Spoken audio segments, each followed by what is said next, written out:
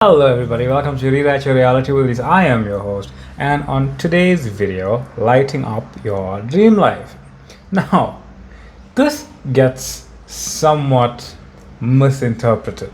Lighting up your dream life. We believe that we are sometimes at the mercy and subjugated to our thoughts and our feelings, our surroundings, our circumstances, our conditions, but those things don't matter. Why? Because no matter what you are doing, no matter where you are, no matter what is going on, it has no power over you, because power would imply that it changes who and what you now choose to see yourself as. You see, no matter where you are, you will always have the absolute and utter free will to choose who you now desire and choose to experience yourself as in this very moment of now, recognizing that every moment is ever a moment of the now anyway. You are reality. There's literally nothing that can happen in three-dimensional experiencing of reality, or your thoughts and your feelings experiencing it as reality, or the circumstances and events that you hope or don't hope, or want or don't want, or want to prevent or don't want to prevent. None of that changes the simple decision that I am who I desire to be right now. And looking at your imagination, what is really going on? You see, your imagination is reality. Why? Because if the three-dimensional world is perpetually only ever a shadow, it's only ever the continuous, ever-changing rearrangement echo of who you are imagining yourself to be. That means whatever's happening in your three-dimensional world is the appearance of whatever's appearing, but it's never going to be the source of anything that is appearing, and that will continuously appear, because what's continuously appearing is you as reality. Now, in your imagination, if you are imagining yourself with a specific person, if you are imagining yourself in the career that you want to experience, if you're imagining yourself in your dream life, whatever that looks like, right? Whatever that is, that experience, it is the version of yourself that is being experienced. You see, if everyone and everything exists as its infinite self, infinite arrangement of it. We can take something simple, like say a cup. If you are looking at a cup in your three-dimensional world and you're holding it, that is one version of the cup that your physical self is holding.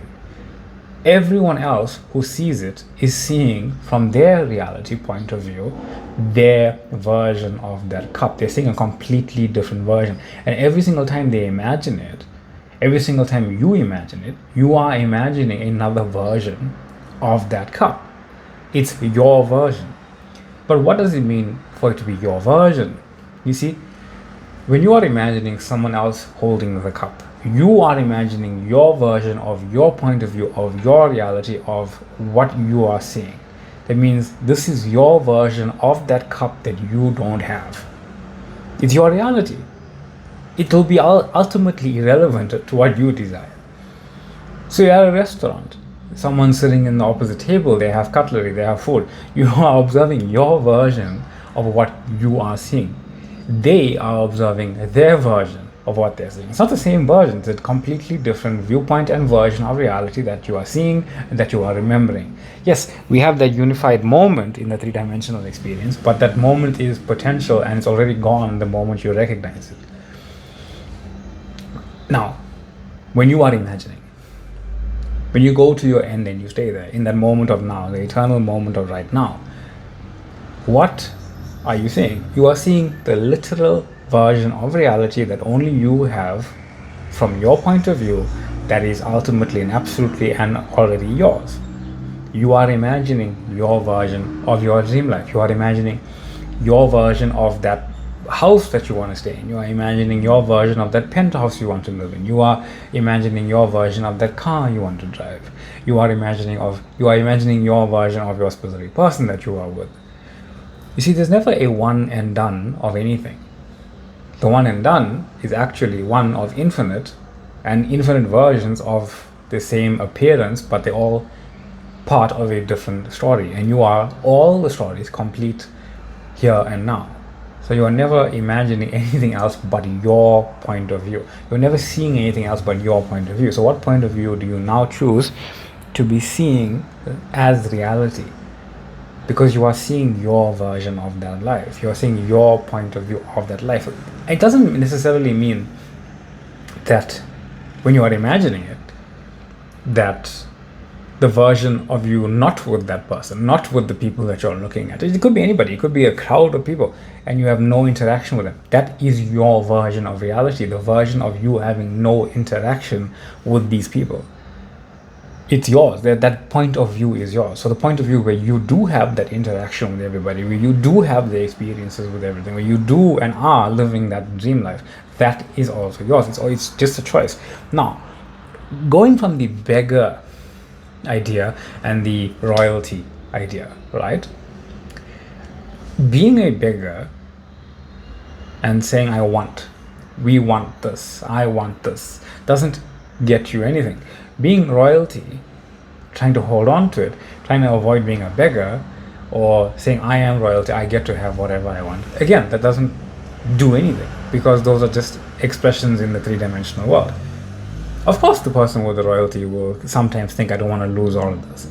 Of course, the beggar sees things he wants and he wants those things. But if both those things exist right now, how does one move into being the version that they simply just desire to be? Because you are divinity and you are the beggar and you are the royalty. So how do you move?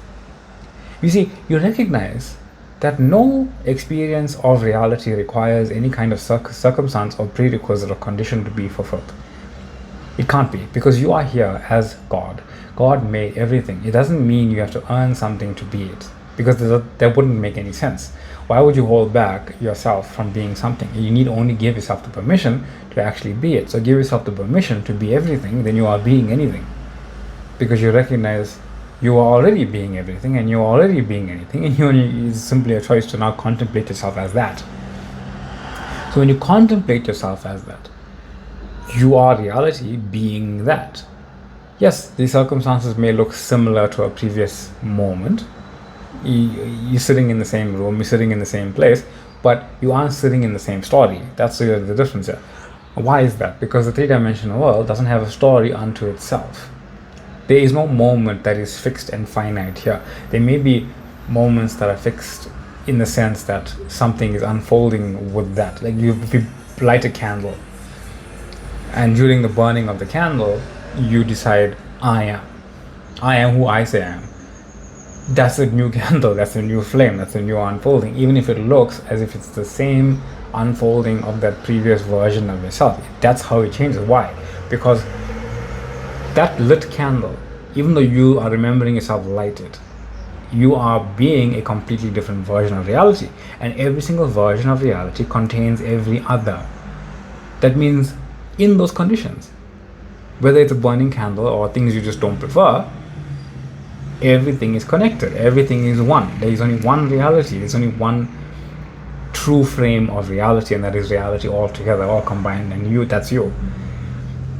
Now every frame is connected to that candle burning in every single direction. No matter where you choose to now see yourself, you must be able to unfold into and as that version of yourself that you now see in your end life. It has to be walkable. It has to be walkable in the assumption that I am who I am. So it's a different candle, it's a different flame, it's a different you that you are now experiencing, but the flame is always unfolding according to who you are. There's no objective reality, there's no objective candle that's lit, that is burning away. That's really the point. That there is no spoon like in the Matrix, there's no burning candle like in my story that I just said. There is only here and there's only now. So when you make a choice of who you are right here and right now, no matter what you are seeing, it is part of that right here and right now, because everything right here and right now contains everything else right here and right now, because it's all one unified expression of reality.